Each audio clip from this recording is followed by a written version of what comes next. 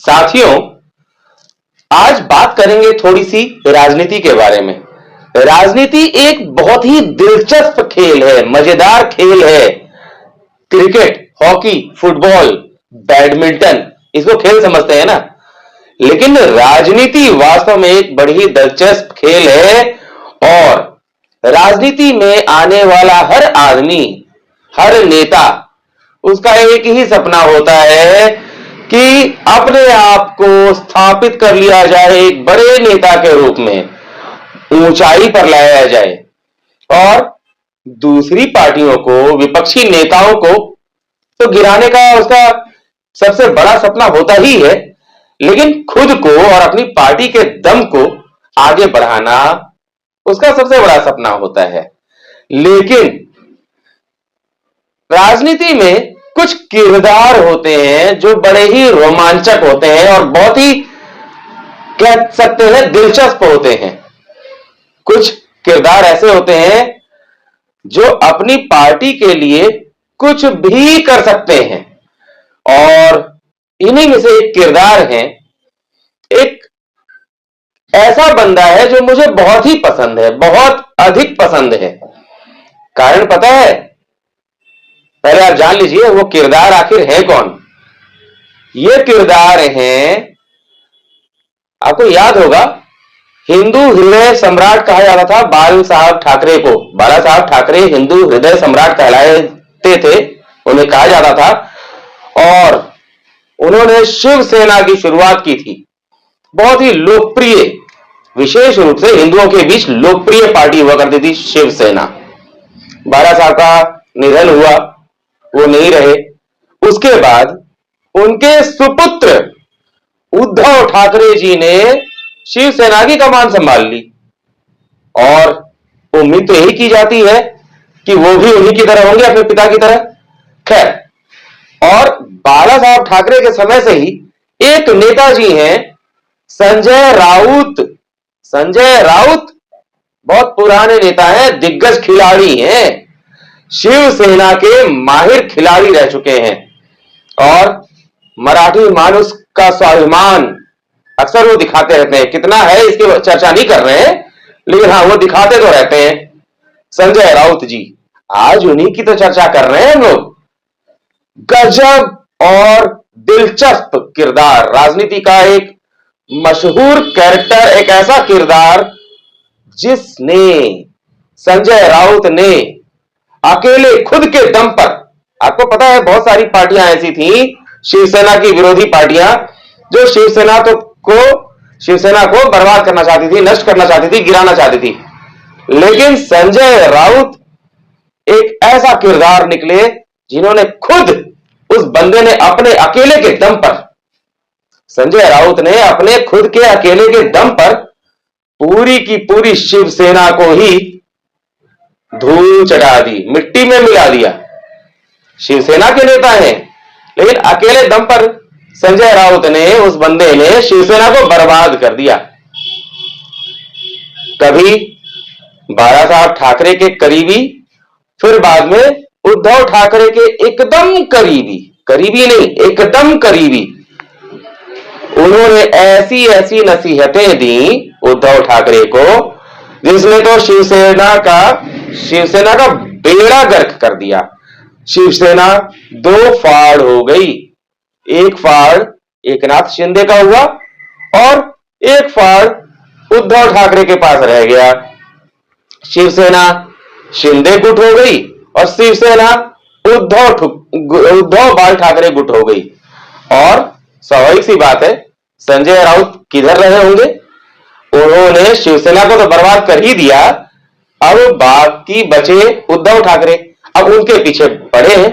ऐसे ऐसे बयान देते रहते हैं, जिससे हिंदुओं के मन में तो सीधी सी बात है, उत्पन्न होगी ही घृणा।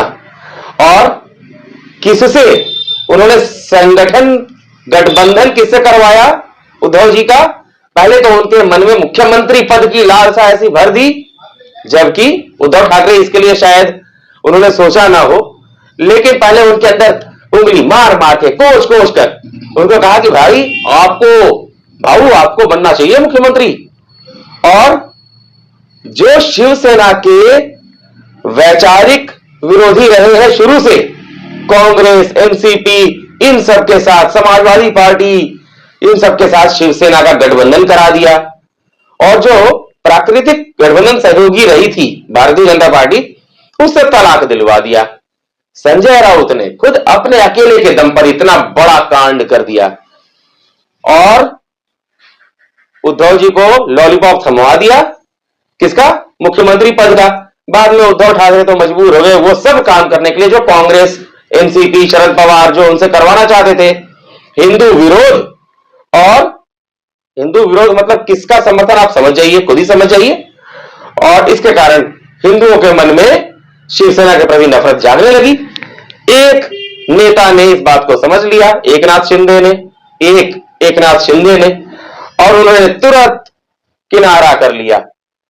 समय रहते उन्होंने अपने आप को और शिवसेना के कुछ नेताओं को बचा लिया, नहीं तो वो भी बर्बाद हो ही जाते। संजय राउत का तो गेम प्लान इतना जबरदस्त था। एकनाथ शिंदे तो बच गए, उनके साथ निकलने वाले नेता बच गए, लेकिन बचे रह गए उद्धव ठाकरे। और संजय राउत तो ऐसे खिलाड़ी कि किसी भी हालत में उद्धव ठाकरे से किनारे होंगे नहीं। उनका तो एकमात्र एजेंडा नजर आता है कि शिवसेना और उद्धव ठाकरे को पूरी तरह से खत्म कर देना। अभी हाल में महाराष्ट्र चुनाव हुआ, उसमें हालत देख लिया सबने, देख लिया कि उद्धव ठाकरे के गुट का क्या हाल हुआ। जो गुट एकनाथ शिंदे के साथ चला गया वो काफी आगे निकल गया, और उद्धव ठाकरे का गुट और नीचे चला गया। तो समझ लीजिए, संजय राउत एक ऐसे व्यक्ति हैं जिन्होंने अकेले अपने दम पर पहले तो शिवसेना को बर्बाद किया, अब उद्धव ठाकरे के पीछे पड़े हैं, उसको भी बर्बाद करके रहेंगे। तो अभी तो हिंदुओं के विरोध में लगातार बयानबाजी लगातार चल रही है।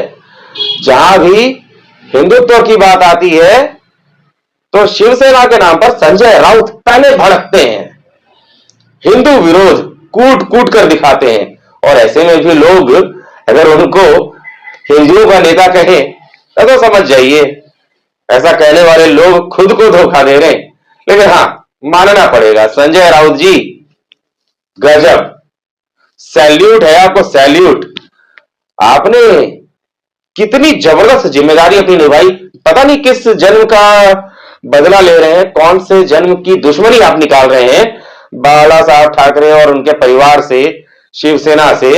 लेकिन सैल्यूट है भाई साहब, आपने अकेले दम पर पूरी की पूरी शिवसेना को नेस्तनाबूद कर दिया, बर्बाद कर दिया। ऐसा नेता बहुत कम देखने को मिलता है।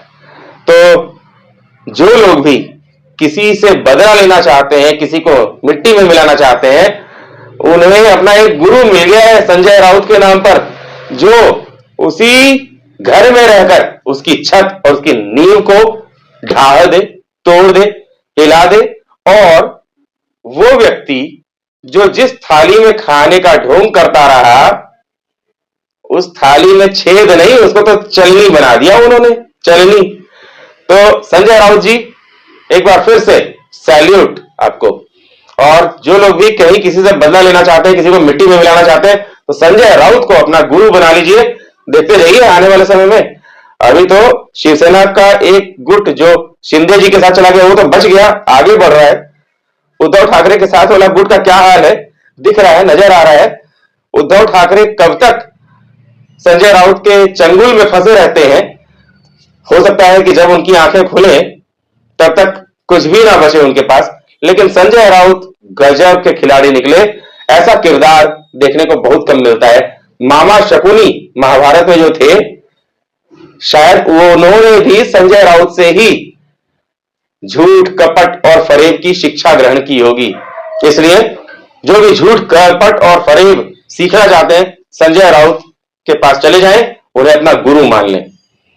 तो जल्दी ही मिलते हैं कुछ ऐसी ही बातों के साथ जिसमें कुछ पता चलेगा कि आखिर कहां क्या हो रहा है, आखिर कचकचवा कहना क्या चाहता है, काव काव या काव काव, किस ढंग से।